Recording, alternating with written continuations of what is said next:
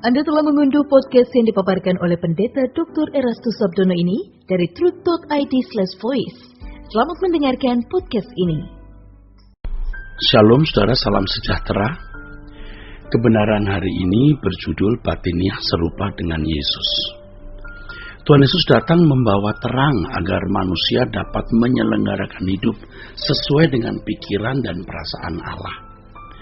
Prinsip kita sebagai anak Allah mestinya ini: kehendak Allah adalah hukumku. Kehendak Bapa adalah hukumku. Orang percaya dipanggil untuk memiliki kualitas hidup seperti yang Yesus miliki. Memiliki kualitas hidup seperti yang Yesus miliki, yang prinsipnya adalah melakukan kehendak Bapa dan menyelesaikan pekerjaannya. Puji Tuhan ya saudara. Ini prinsip yang penting yang tidak boleh digantikan dengan apapun. Kenyataannya banyak orang Kristen merasa bahwa ia sudah menjadi orang Kristen yang benar. Padahal belum, bahkan tidak sama sekali. Sebenarnya mereka sedang tersesat oleh gambar diri yang salah. Sungguh menyesatkan kalau gereja mengajarkan bahwa kalau seseorang sudah mengambil bagian dalam kegiatan gereja, berarti sudah memenuhi standar hidup melayani Allah.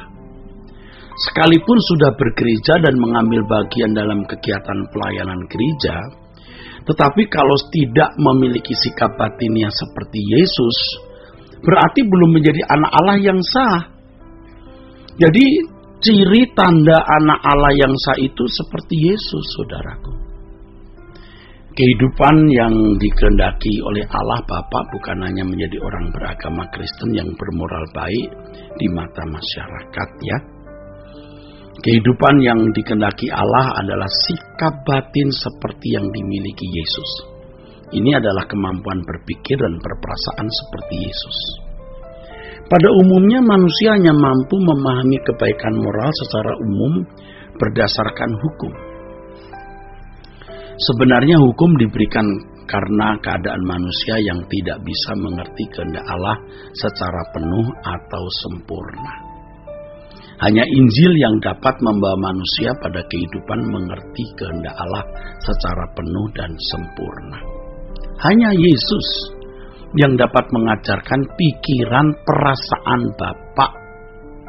Itulah sebabnya Yesus berkata agar kita menjadi sempurna seperti Bapa.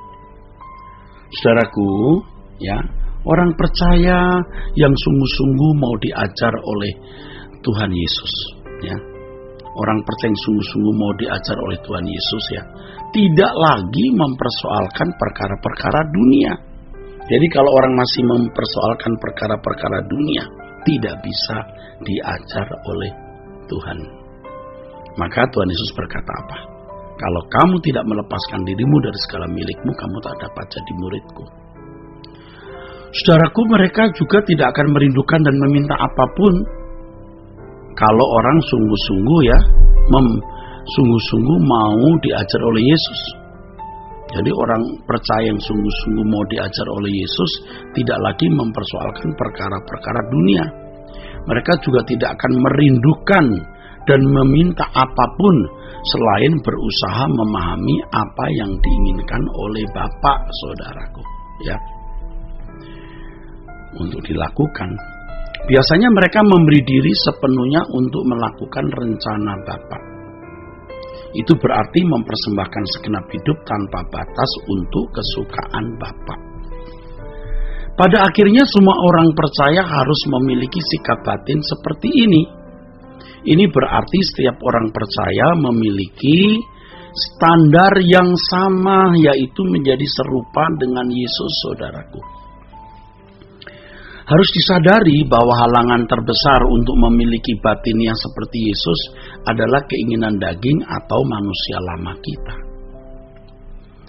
Dalam diri kita mengalir hasrat keinginan daging berupa nafsu yang bertalian dengan tubuh jasmani, yaitu makan, minum, dan seks. Nah, ini harus disadari, mengalir itu keinginan daging ini, yang sering tidak proporsional. Makan, minum, seks itu tidak salah sebenarnya, juga rohani kalau dilakukan di dalam kekudusan Allah atau sesuai dengan kehendak Allah. Tapi kalau tidak sesuai dengan kekudusan Allah, itu menjadi kenajisan, saudara. Nah, kalau seseorang sudah terikat dengan keinginan daging, sukarlah baginya untuk melepaskannya. Keinginan daging yang tidak sesuai dengan kesucian Allah akan menuntut diri orang itu untuk dipuaskan. Dalam diri kita terdapat berbagai keinginan-keinginan yang sudah mengakar, sehingga menjadi semacam ikatan. Inilah yang membuat banyak orang tertawan oleh keinginannya sendiri. Banyak orang Kristen menganggap hal ini sebagai sesuatu yang wajar. Mereka membiarkan diri mereka terus dalam belenggu berbagai keinginan yang tidak sesuai dengan keinginan Allah. Firman Allah mengatakan agar kehidupan lama harus ditanggalkan dan manusia baru terus-menerus harus bertumbuh, bertumbuh di dalam hidup. Jadi kita harus memiliki kehidupan yang terus-menerus dibaharui. Kalau manusia lama masih dihidupi, seseorang tidak pernah memiliki manusia batiniah seperti Kristus. Ini juga berarti orang itu tidak akan pernah menjadi anak-anak Allah yang sah. Oleh sebab itu orang percaya harus menguasai dan menaklukkan diri sendiri di bawah otoritas Allah. Kalau tidak, maka manusia lama akan tetap hidup dan menguasai kehidupannya sehingga Allah tidak dapat memiliki dirinya. Harus ada kesediaan untuk meninggalkan sama sekali cara berpikir, pola hidup dan gaya hidup yang tidak sesuai dengan kehendak Allah, saudara.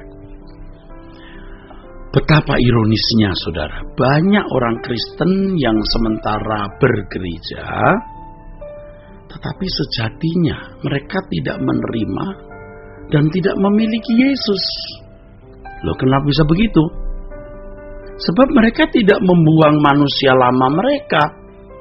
Ingat firman Tuhan mengatakan barang siapa menjadi milik Kristus Yesus, dia sudah menyalibkan daging dengan segala hawa nafsunya. Jadi orang yang memiliki Yesus adalah mereka yang membuang manusia lama dan bisa dimiliki oleh Yesus, oleh Tuhan Yesus maksudnya. Dalam hal ini berlaku firman bahwa seseorang tidak dapat mengabdi kepada dua tuan.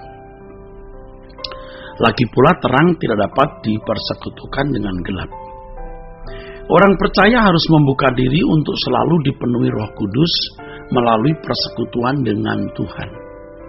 Melalui proses ini segala keinginan dan cita-cita kita yang tidak sesuai dengan kehendak Allah harus disingkirkan. Ya.